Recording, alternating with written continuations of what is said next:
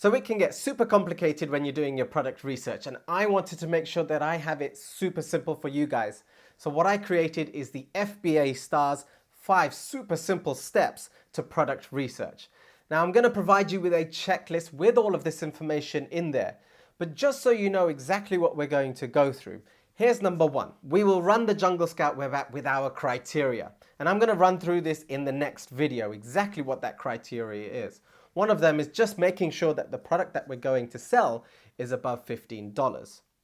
Number two is a broad keyword search. So I'm going to provide you with a tool that helps you to know which is the broadest keyword that you need to know. So for example, if the product that we found with our Jungle Scout web app is a baby burp cloth for boys, we need to make sure that that's the broadest term.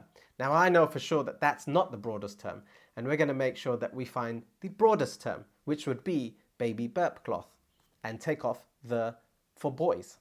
Number three, all we do is run the Jungle Scout extension. Number four, this is where we do our analysis on the Jungle Scout extension. So there's three main criteria that we're going to be looking for within that. But don't worry, I've listed that for you as well. We're going to be looking at the sales criteria, our revenue criteria, as well as our review criteria. And number five, to make it ridiculously simple for you guys, I've provided a product research checklist. So you will go through all of these pieces within the product research checklist to make sure that you have the right product and it meets all of the criteria. I've also attached the product research criteria to this video so you can download it now and follow me through. Right, let's dive into some research.